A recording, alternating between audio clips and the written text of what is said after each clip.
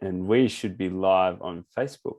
So Tamara Madden, thank you so much from Mad on Nutrition. Thank you so much for joining us. How you doing? Yeah, good, thank you. It's sunny in Sydney, but pretty good so far. Yes.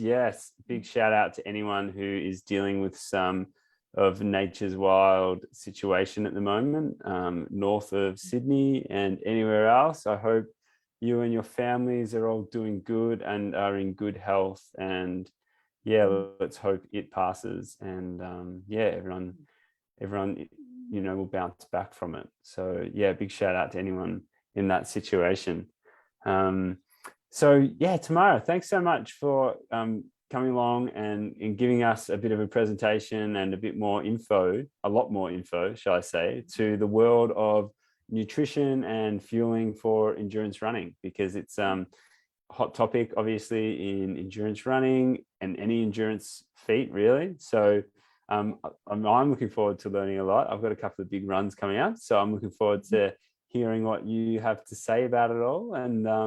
It'd be great for you to give us just a quick little intro on yourself as well. That'd be awesome.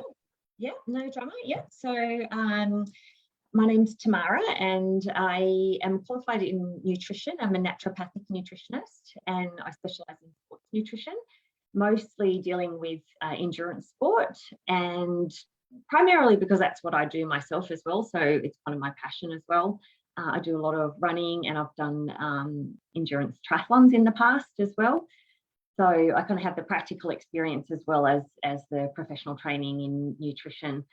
So basically in my business, I help people understand what they need to do to fuel themselves for endurance events. So down to kind of race day planning, and also spend quite a lot of my clients will come to me to get help on fueling their body to get them to the start line. So anyone who's done an endurance event knows that you've got to kind of fuel yourself through the training blocks and making sure that you recover well and that you're eating enough and eating the right things so that you can get through the training and stay in one piece and then turn up at the start line.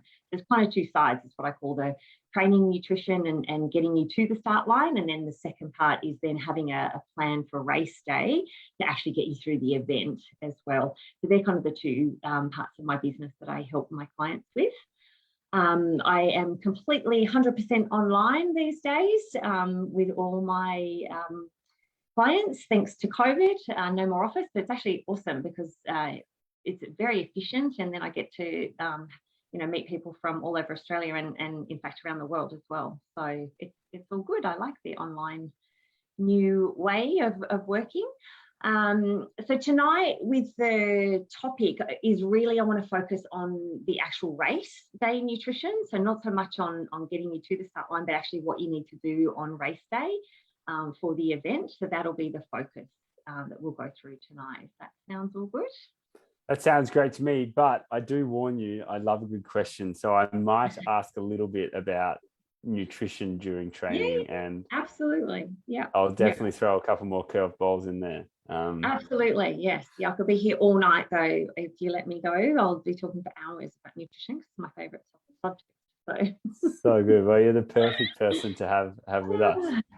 Well, I will, I'll let you roll on. Yeah, Tamara, I'm going to let you take over the show right now, and you just do my thing. Carry on with your presentation, and I will butt in politely when I have a question.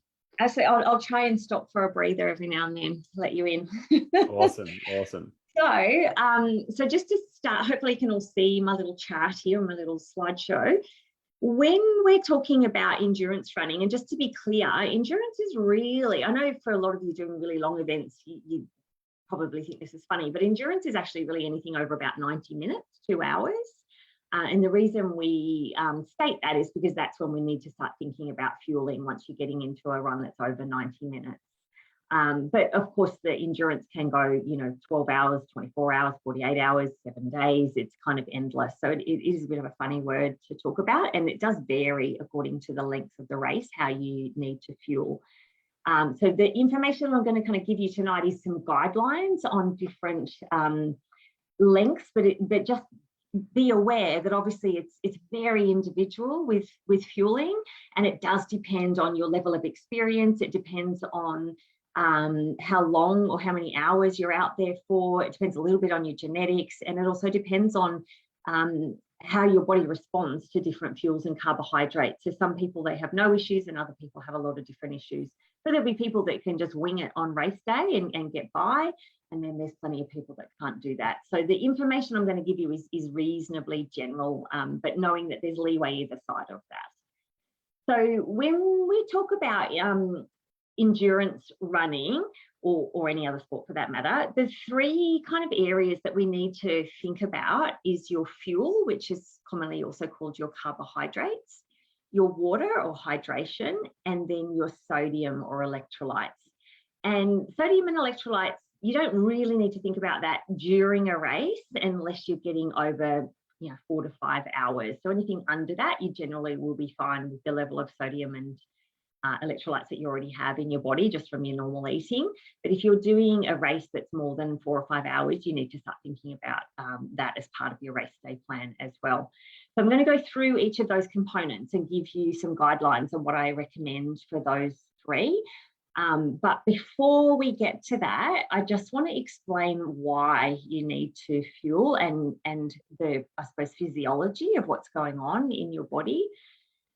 So when you go for a run, your body has two different types of fueling systems. We fuel from fat and we fuel from stored carbohydrate. And the stored carbohydrate is also called glycogen. And most people have about 90 minutes to 2 hours worth of stored carbs or glycogen that sits in the muscles and a little bit in your liver. And then depending on the heart rate that you're running at will depend on how much carbohydrate or glycogen you're burning compared to how much fat you're burning. So if you're doing a really high heart rate 100-meter sprint, they're pretty much using all glycogen to get through that. Whereas if you're doing an endurance run, where most of you be familiar with the term aerobic heart rate, or T2, some coaches call it, but basically a heart rate where you can still talk and have a conversation, what happens is that your body is using less carbohydrate but more fat as its fuel when you're at those kind of lower heart rate areas. How much depends then on the other things I listed before, like your genetics, how much training you've done, blah, blah, blah. But it's important to understand that when you're doing endurance running, a lot of the fuel that your body is using is actually coming from your fat stores. And even if you're really lean, you still have days worth of fat on you. But what runs out is the glycogen or the carbohydrate. And we can't burn fat unless there is carbohydrates there to help burn the fat. So the carbs essentially bring in the oxygen to oxidize the fat to keep you moving. So a really good analogy is like a candle that's burning, and the candle needs a wick. And without a wick, it stops. There's still plenty of wax there, but it can't burn. So if you think about that from your body's perspective, you've got plenty of fat there, but unless you have carbohydrate as well, you can't burn the fat. And when you run out of carbs and you stop being able to burn your fat, it's called hitting the wall or bonking. And some people, if they've done long runs, have experienced that. And essentially, it doesn't really matter how determined your brain is or how strong your legs are, you're going nowhere if you completely bonk. Some people can get through it by slowing down their pace. And essentially what they're doing is then kind of stretching out that last little bit of glycogen as much as they can to get to either an aid station or back to the car. But you will eventually run out of carbohydrate. How quickly that happens does vary. So usually 90 minutes to 2 hours, but someone who's super experienced, you might last 3 or 4 hours if you've done a lot of ultra endurance racing. So that is very, but for the average punter, not elite athletes, we would run out after about 2 hours. The other thing to understand is that if your heart rate's slightly higher, so a really good example in Buffalo, there's a lot of elevation. And when you're climbing, your heart rate goes up. So what then happens, you're still burning fat, but you're burning a little bit relatively more carb than you are when you're running at a lower heart rate. So it's like you churn through the carbs faster, the higher your heart rate is.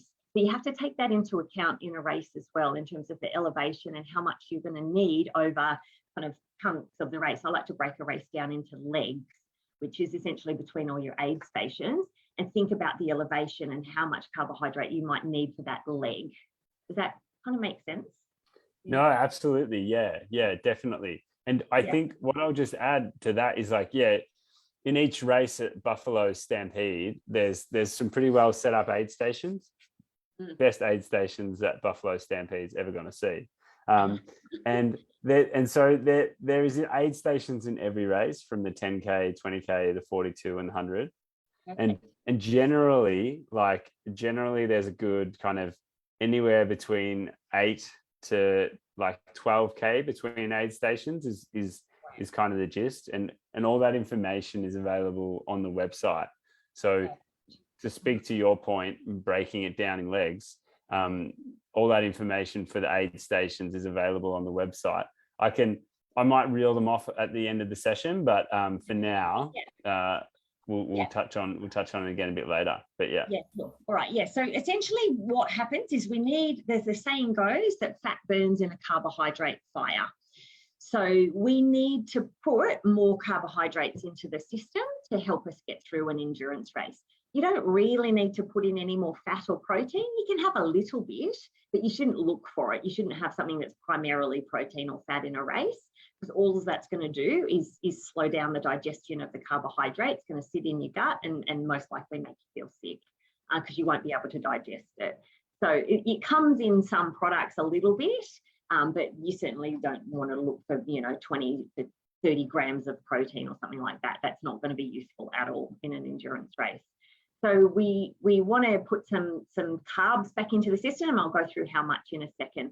The other thing to understand is that you have to plan and practice actually putting carbs in. If it's new to you to be ingesting food or fuel in a race, that's what you should be doing in training sessions, is learning how to do that. And you can train your gut to absorb carbohydrate as well. So it is something you can learn.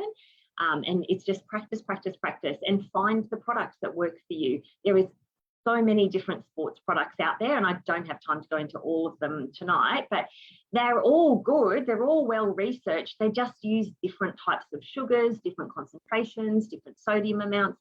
They've all got their pluses and minuses, but it's about finding the one that works for you. That's the most important thing. And you're only going to know that by practicing.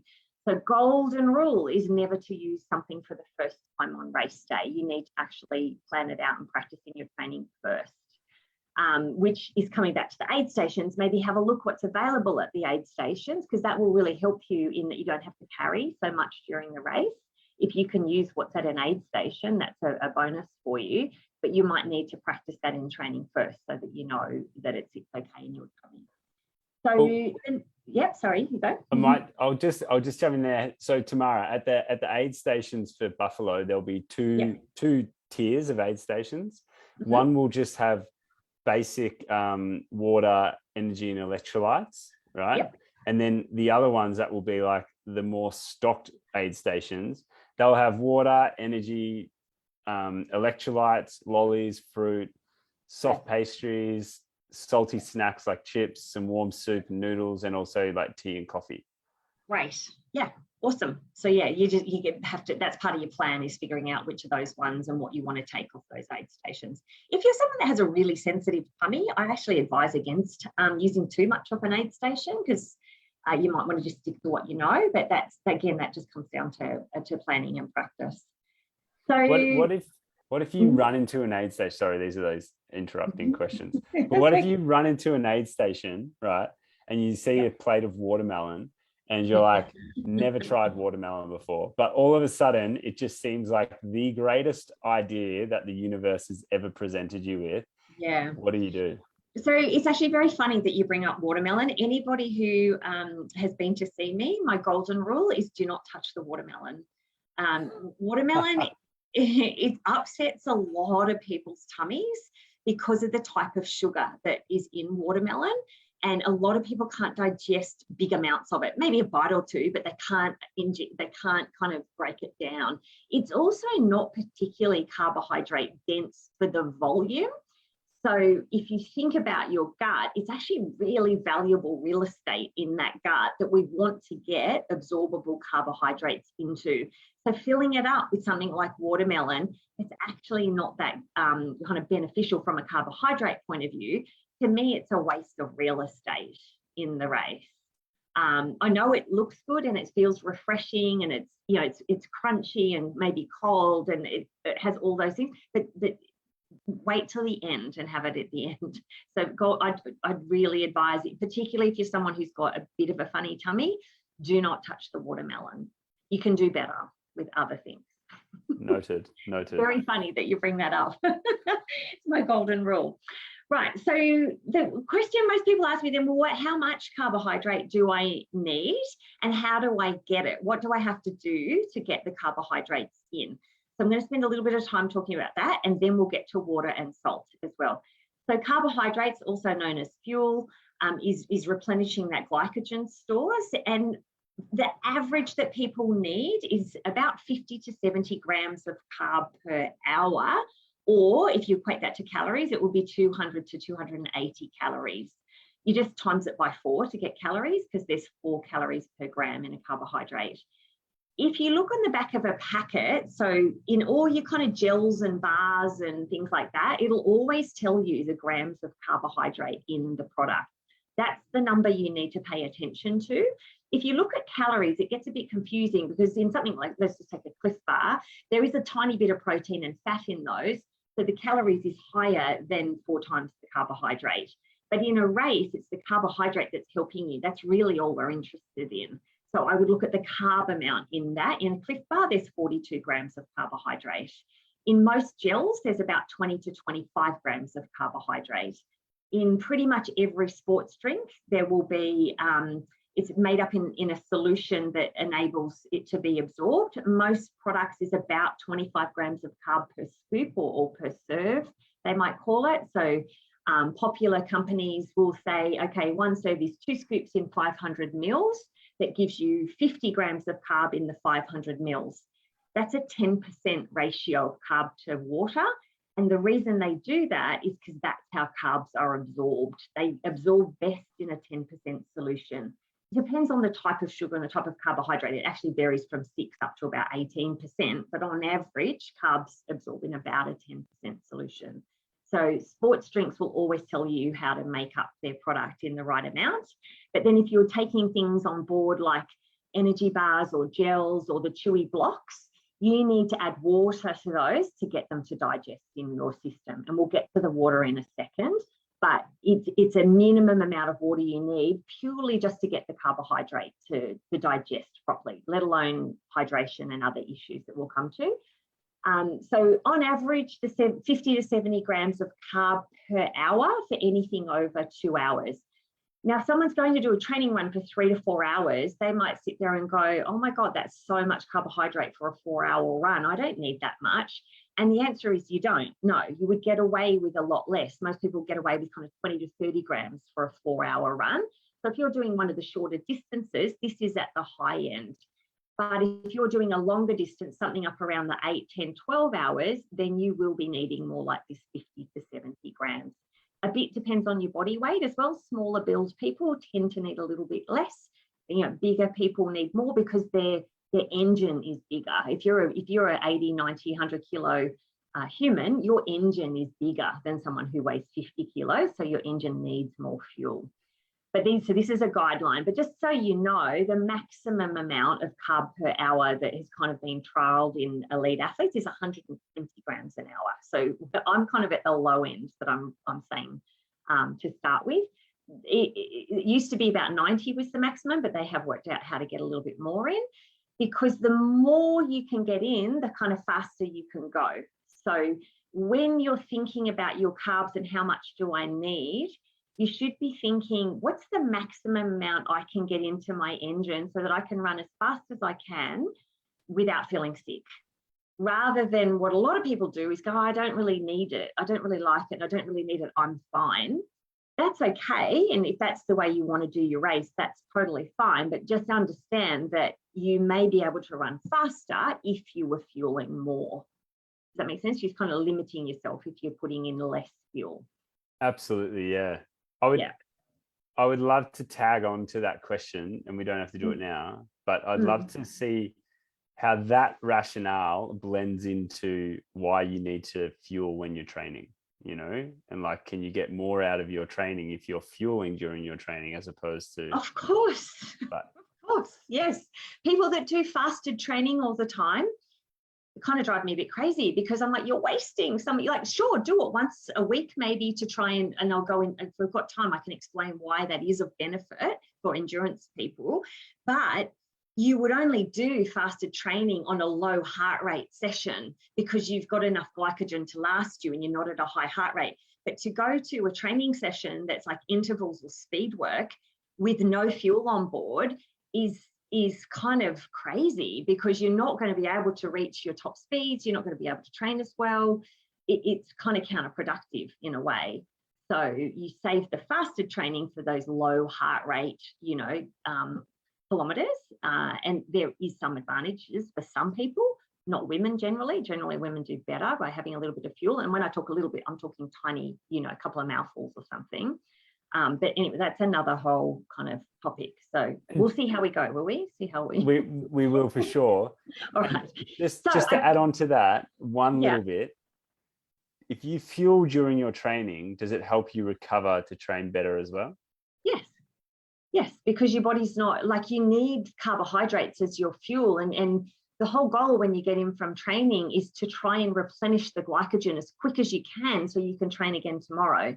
So when you get home from a training session, you've depleted your glycogen stores, maybe not 100% of them, but even after an hour, you will have depleted a fair whack of your glycogen if you've run hard. So your whole goal should be, I've got to eat primarily carbohydrates, a little bit of protein, but primarily carbohydrates to refuel my glycogen. Your body's primed at that point to get the glycogen in to fuel the muscles, so that tomorrow's session, or for some people, the afternoon session, is a good session.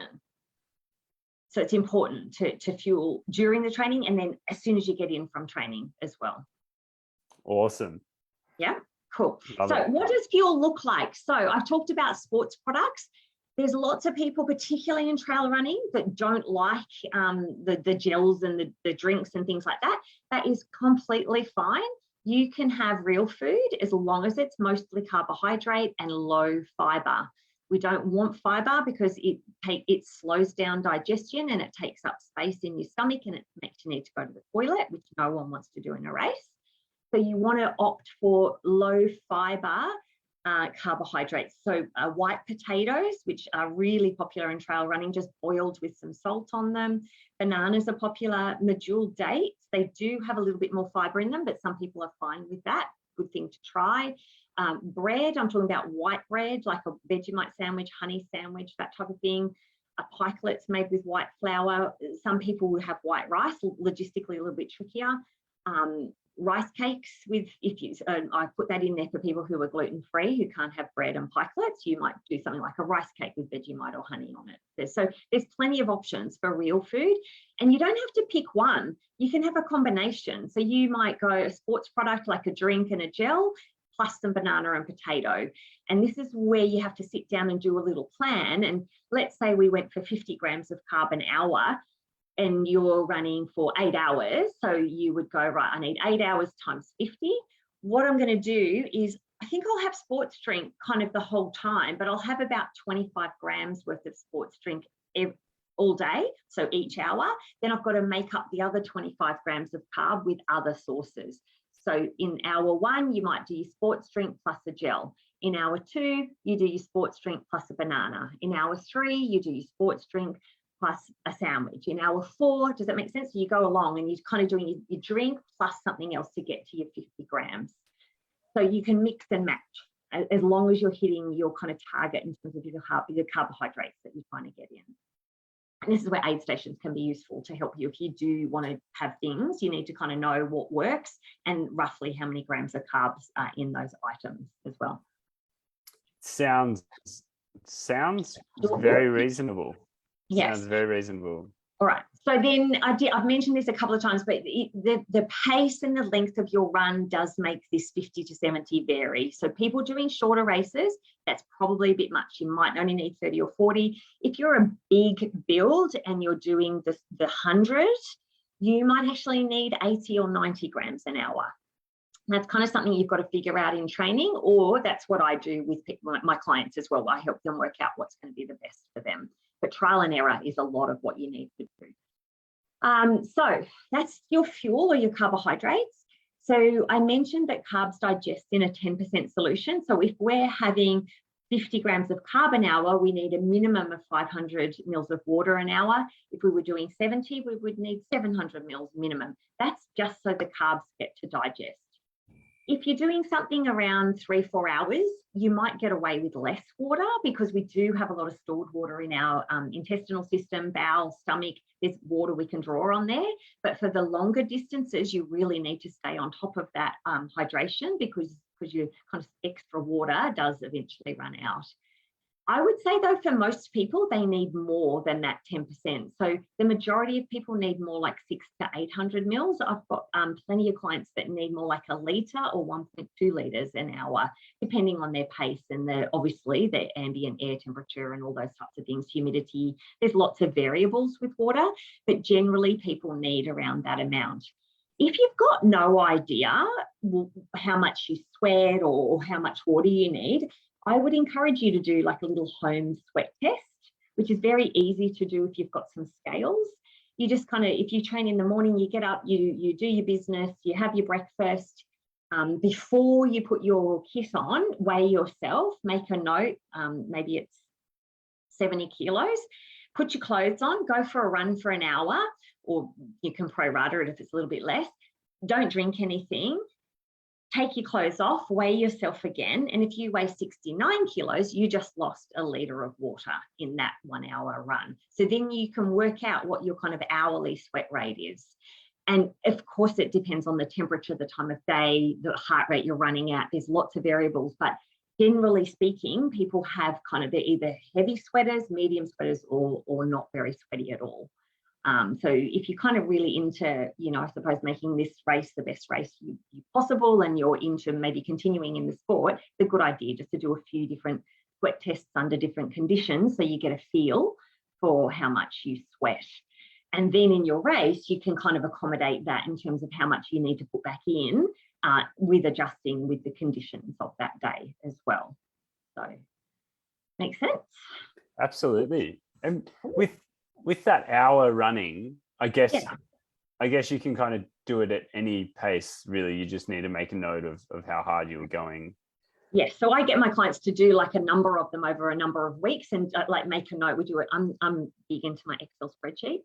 So we do spreadsheets on like, okay, what was the run? What was the air temperature? Most Garmin watches tell you that kind of stuff. And what did you weigh before and after? And we do a number of those different conditions. And I deal with triathletes as well as runners. So we do it on a bike session. We do it on different sessions. But generally you will find that there's a pattern that you can kind of fit within. So yeah, you need to do it under a number of different conditions. And if it's you can have a drink, just make note of, okay, you drank about 200 mils, you kind of need to add that back on because you've had something in that. So that's kind of your water, but that's the average that people would need. And then in long races, there's they often talk about in race briefings, they talk about something called hyponatremia that freaks people out a little bit, which is when you drink too much water and you overhydrate. And often they will say, oh, drink to thirst.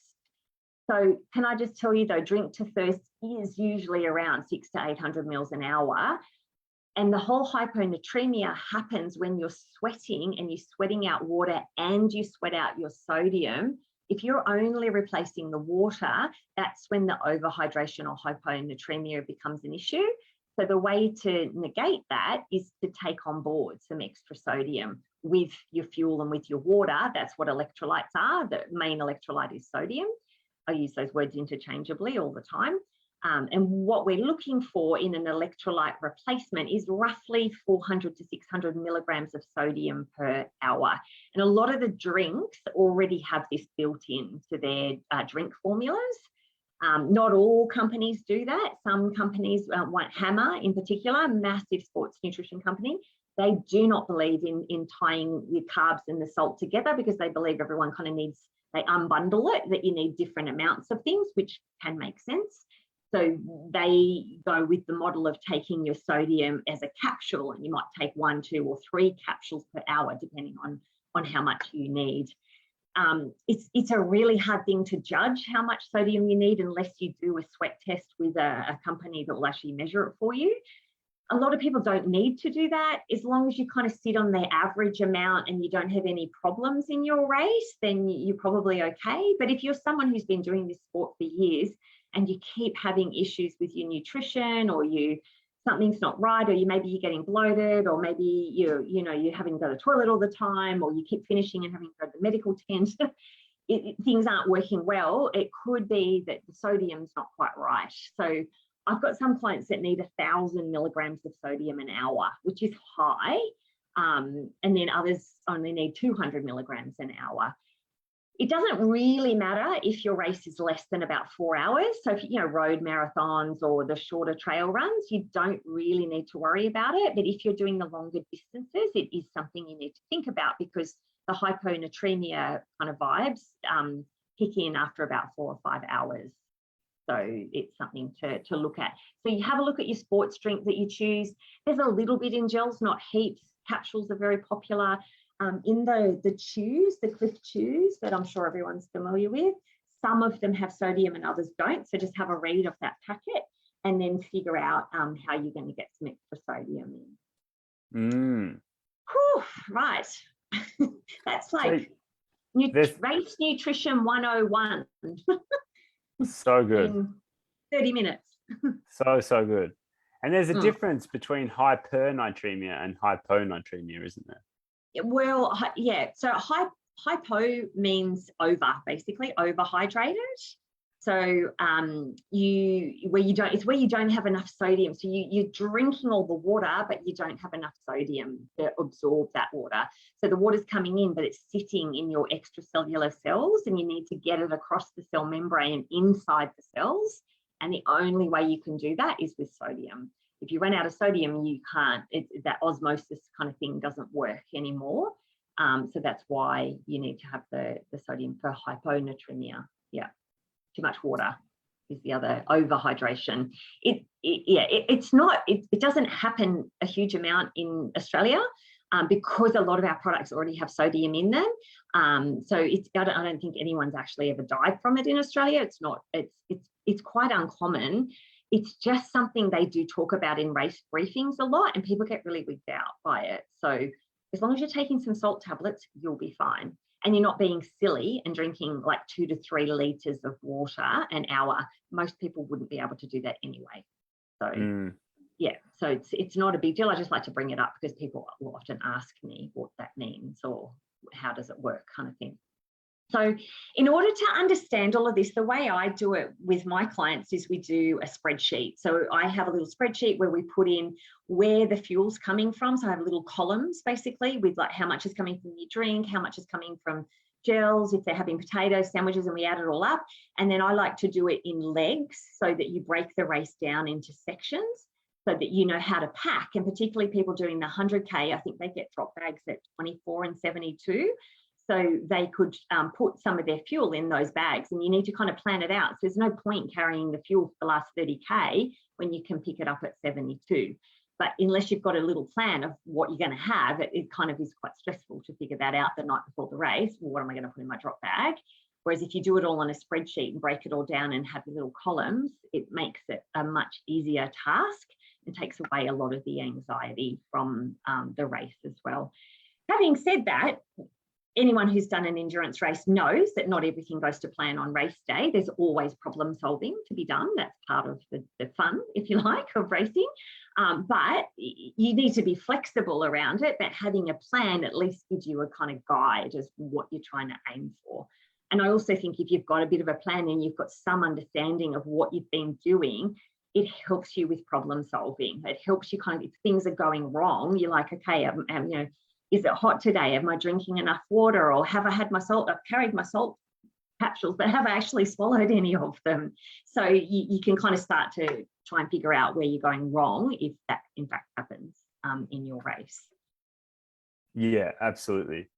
Yeah. I think and in the 100K we do at Buffalo, we do supply the option to have drop bags. One's at Euroban and one's at the Chalet, and with those drop bags you actually get to access them twice, both times. Because you go around. I've got it. Yeah, so you get them on the way out and on the way back, which is quite helpful. So you kind of get 4 basically. Yeah, you really do. Yeah. Perfect. Yeah, well, that makes it even easier. You don't have to carry as much if you've worked out what you need. I would always put options in the drop bag as well. Like if you've got a drop bag there, put a few different options in there that you've tried in training that go okay, but you're not quite sure what you might feel like. That's the beauty of having a drop bag, that you can then go, oh yeah, no, I quite fancy that for the next 10K. Because it gets hard as towards the back end of a race. It gets hard to eat or drink anything. So having some options available can be quite handy for a lot of people. I just want to point out too, when I say like 50 or 70 grams an hour, I don't mean that you just jam it all in on the hour every hour. You're actually having it consistently throughout. So it's like a full-time picnic while you're out there, that you're kind of having a sip of your drink and nibble of the sandwich. Gels you tend to do in one go or 2 goes, but it's kind of like a constant feeding about every 20 minutes. Generally, people need to that's what most people, 20 to 30 minutes, they find is a good time frame to kind of keep having some carbohydrates. Yeah, a good friend of mine has always said that ultra running is just like a picnic, a big picnic with a bit of running in between. Yeah, totally. Yeah. So Tamara, what about the C word? What about caffeine? So caffeine dulls the perception of pain. They have struggled to do any kind of real studies to understand how much people need or what's best, or to give guidelines on it. It's really hard to study endurance running, because how do you capture kind of what people are doing over 100K? It's a very, you can't really do it in a lab environment. People aren't going to run on a treadmill for that length of time, and the conditions are different. So when they give you guidelines, you have to understand where the guidelines come from, in that it's often in a much shorter period of time and a different type of environment and study. Caffeine's one of the hardest things that they still don't give firm guidelines on, other than the guideline that they know it dulls the perception of pain in people, and that most people generally know whether you're a good metabolizer of caffeine or not, and that's a big factor. So if you're someone who drinks 3 or 4 coffees a day and are totally fine, you're metabolizing the caffeine quite well in your system. Other people drink 1 coffee and are like bouncing off the walls, got the jitters all day, get a headache, heart rate's through the roof. They're not very good at metabolizing caffeine. So if you're one of those people, I would say go really easy and maybe even steer clear of it in a race. Whereas if you're someone who you generally have 1 or 2 coffees every day and you're fine with that, it can be quite helpful for you in a race, particularly as it gets harder. And I generally recommend people, if they are a caffeine person, that if you have one in the morning with your breakfast, do the same thing and have that coffee with your breakfast in the morning before the race. It often helps people go to the toilet as well, which is always a benefit before you get out on course. So if that's your routine, then continue that. If you always have your coffee at 10 or 11 a.m., I would kind of tie in having a caffeine drink or a caffeinated gel at that time, because that's what your body's used to, having that caffeine hit then. Then maybe have a break and save it for the middle of the night when you're starting to struggle a little bit. You could have another kind of dose of caffeine. But to give you guidelines on how much, so in a lot of the products, they will tell you how many milligrams of caffeine. So a lot of the gels will have 50 milligrams. The Revi strips, I think they come in 2. I think one's 20, one might be 40 or 50. I can't quite remember, but it always tells you how much caffeine's in something. If you are someone who drinks just a coffee like from an espresso machine from the coffee shop, that's depending on the barista and depending whether you're getting a large or a small or whatever, it's roughly 80 to 120 milligrams of caffeine. That makes sense? So that's quite a lot, really. So in your gels, they're not that strong, is my point. Like they're 50 milligrams. So you could probably have quite a, 4 or 5 of those throughout the course of the race, and you'd still be having about the same caffeine that you have in a day. Yeah. Unreal. Yeah. I've seen them in America, but not over here. But Nodos with 200 milligram tablets, which are like rocket fuel. They are like rocket fuel because that's like 2 coffees in one go. And some people can deal with that and they're fine. Other people their heart would race too much and they get jittery and they won't be able to concentrate. It's also important to know the timing of when you're doing that. So you wouldn't do that right before a climb, for example, because climbing, your heart rate goes up anyway. Half your battle is trying to keep your heart rate down in a climb so you don't kind of end up falling apart. So I'm not sure that would be the wisest time to have a 200 milligram hit of caffeine. Do you know what I mean? So because then your heart rate's going to go high and then you're climbing and it might all go a bit wrong. It's another thing though, you have to practice in training, have a caffeinated gel, see how you feel. If you go, wow, that's like rocket fuel, that really helped me and I felt great, well, happy days to you, go for it. If you kind of get the jitters and the headache and it's all goes pear-shaped, or maybe it makes you need to go to the toilet, don't want to do that, so maybe give it a miss.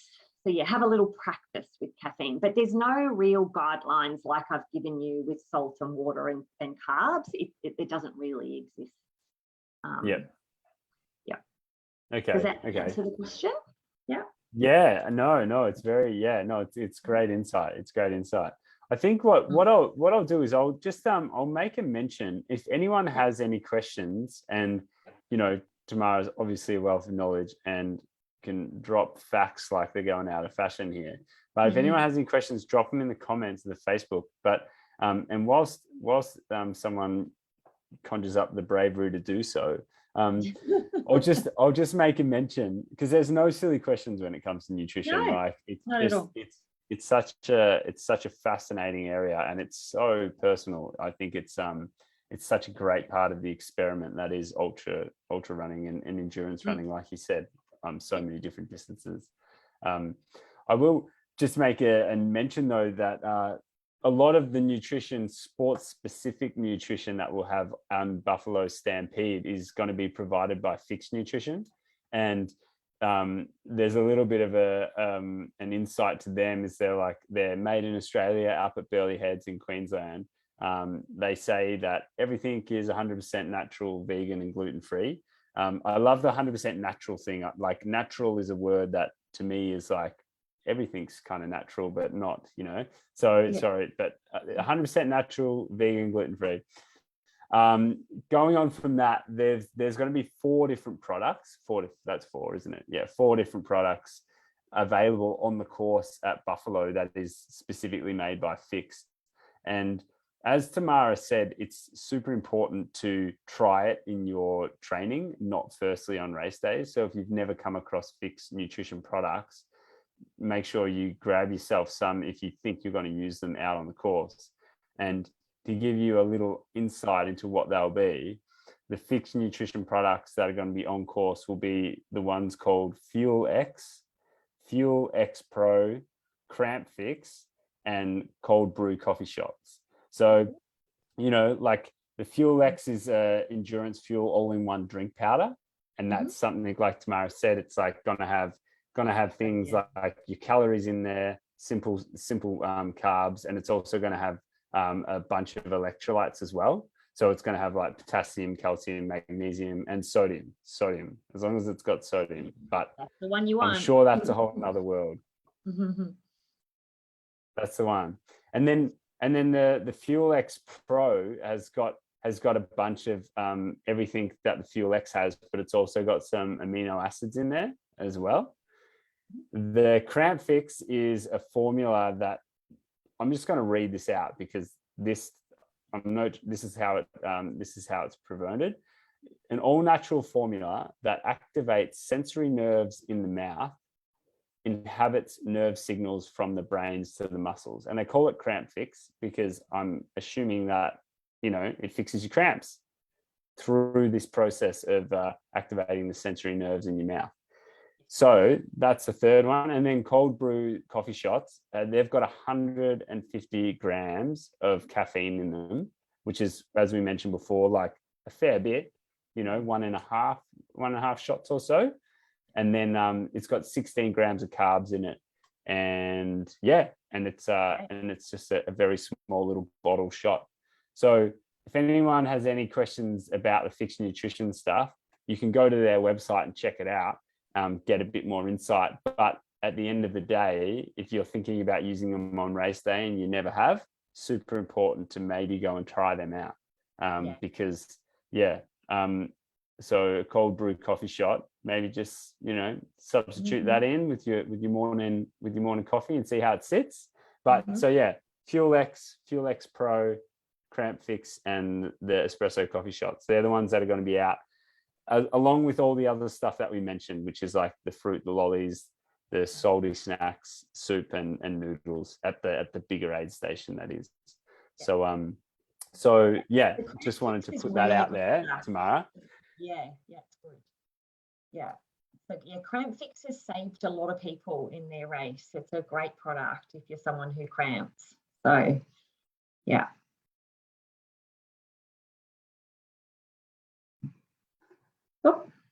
Oh, that's great to hear. There is a question here, Tamara, about ginger. And the question is, I've heard ginger is great for stopping stomach sickness. What's the best way to consume it in a race? Some people will take like just the kind of little crystallized ginger you can have, and you're getting a bit of sugar with that. So that it's like a ginger lolly almost, like it's a crystallized one you buy in a packet at the supermarket. Ginger tea is the other way. If you've got you can either take it cold, obviously, or if you've got drop bags, you could have like a thermos with some ginger tea in there. So yeah, ginger is really good for kind of nausea, or if you feel a bit sick, it can settle the stomach quite well. But they're probably the two easiest options in a race environment. Awesome. Yeah, thanks, Alana. And Marcus said he's interested to know your thoughts on using glucose powder mixed with water as a fuel source. Yeah, I mean, that's essentially a sports drink. That's what it is. It's glucose and water. There's no sodium in that unless he adds it in. But yeah, you can also buy maltodextrin powder. So the only different, glucose is the single chain sugar. So it is the simplest sugar you can get. It's one kind of molecule. Then you get disaccharides where it's two molecules. That's like sucrose, for example, table sugar. And then you have what's called a polysaccharide, which has a multi-chain sugar. And the main product that they promote in that is called maltodextrin. A lot of sports products will use a maltodextrin. Some brands use a glucose. It's just a difference of how the body breaks it down and how quickly it's absorbed into the bloodstream. And that is a great example of you have to practice with the product. So there's some of the leading sports drinks only use glucose, which is great for some people, but a disaster for other people. They're much better with a maltodextrin product, which is also massive in sports drinks. So you need to read the label and know what you're doing and what you're trying. You might be someone who can have everything and you're great with everything, like, you know, good luck to you. But other people do better with either maltodextrin or a glucose. So just read your label and have a look. But yeah, you can totally make your own sports drinks. You can buy glucose powder, you can buy maltodextrin powder, you could just mix it with water. Yeah, that's kind of like making your own drink. So yeah, totally. Yeah, it's like a homemade specific sports nutrition in a way. Yes. Pretty handy. Yeah. I think so. I don't know if there's any more questions. Please type them in very, very soon. But yeah, I just want to say thanks again, Tamara. That's like, you're welcome. It's my pleasure. So good to get such a concise, nice bit of information on sports nutrition, and just to really sum it up in 2 slides as well. I think that's a winner. No, you didn't think I had enough, did you? Oh, I never doubted you. Oh, gosh. And awesome. And so there's one more question here from Colin. Obviously Colin's, I don't know, he's maybe not had dinner, but it said warmth, and comfort for those that are on the trails for the long haul. What's the best? So yes, I think you said that there was some soup and noodles and things at the aid station. So the noodles will give you carbohydrates. You know, kind of a cup of noodles is probably about 30 to 40 grams of carbohydrate. So you'd include that in your kind of count. And then they usually come in the kind of a soupy thing, which is generally quite high in sodium as well. So they can be a really good option for people, like a 2-minute noodle type thing. Soup's quite popular for the people that are, you know, doing the long haul through the night, or a cup of tea or coffee, things like that.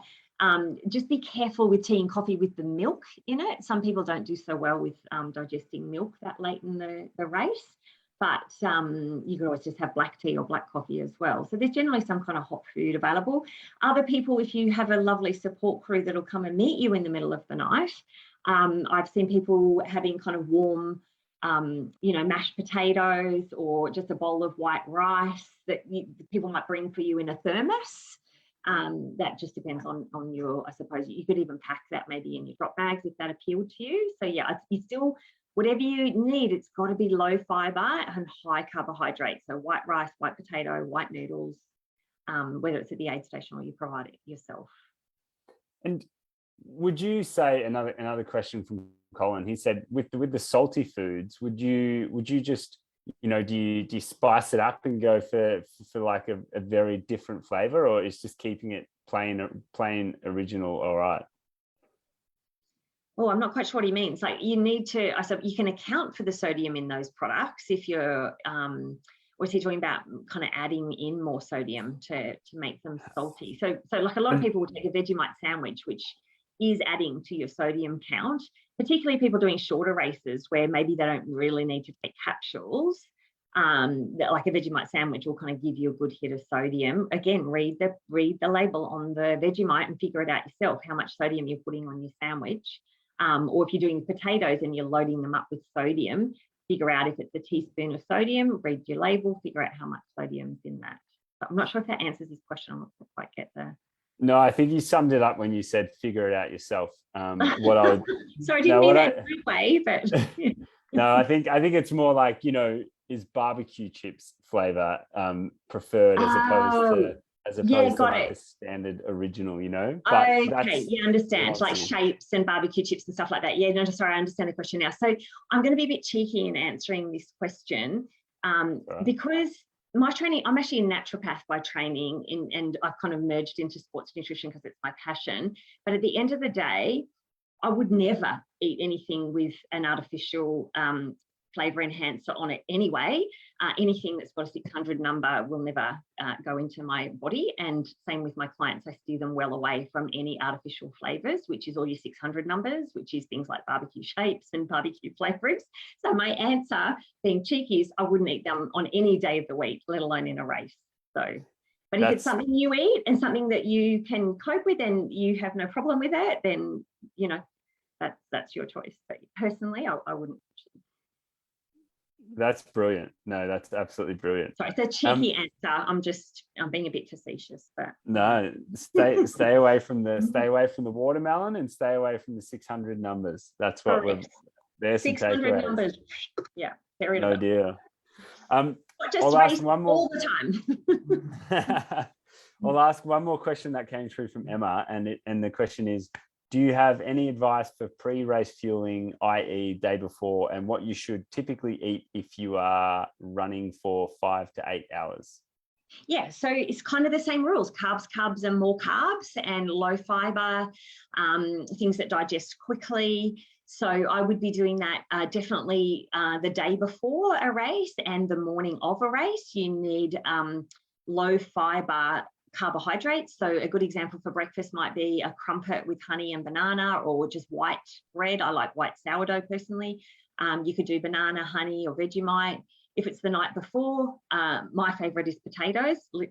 And I know it sounds really boring, but literally just white potatoes with salt on them, peel the skin off and everything. You could have fruit is reasonably low fiber as well. You could even, if you kind of looking for more meal type of ideas, you can add a little bit of protein into your meal. So maybe a boiled egg or a little bit of tuna or something like that, but keep it fairly low fat proteins as well. And I tend to steer people away from much red meat, only because it takes too long to digest. What you want to do the day before a race is eat carbohydrates that are low in fiber, that are going to digest quickly, so that you can go to the bathroom before you start the race the next morning. You don't really want things that are taking a long time to digest or that have too much fiber. So avoiding kind of more your heavier, fattier or red meats, avoiding beans and legumes. I would avoid things like quinoa because it's really high in fiber. Great on other days of the week, but not before a race. You kind of do the reverse of what a nutritionist would tell you to eat, during the week. You want to do your kind of basic white carbs. So white rice, not brown, because brown has a lot of fiber in it. So that's what I would suggest you do kind of the day before and the morning of the race. And so the fiber makes it hang around longer. Yeah, fiber slows down digestion. That's why when we're sitting at our desk all day or working or whatever, you want fiber because you want the food to digest slowly so you feel fuller for longer and so that your blood sugar remains a little bit more stable. It's also why we want protein in every meal, because it helps balance out our blood sugars and keeps the digestion kind of at a slower burn, if you like. But in a race, you actually want the carbohydrates to get into your bloodstream because that's what we're after so that we can keep moving. You're burning it up very quickly, so you don't want the fiber to slow it down. You want the sugar to absorb or the carb to absorb quickly. That's kind of what you're aiming for in a race. Yeah, so day to day we want fiber, in a race we don't. Okay, winner. Yeah. I think, that's I get that. That's good. Yeah. That's amazing. The only thing I'd say, like if you're at the back of the pack and it's more of a day out and then, kind of an enjoyable excursion day out and you're not racing and you're not running hard, you'll be able to cope with more fiber and possibly a little bit more protein because your body has got more resources to digest that because you're not at such a high heart rate. It's kind of the way your nervous system works. You've got your sympathetic and your parasympathetic, which people often refer to as fight or flight and rest and digest.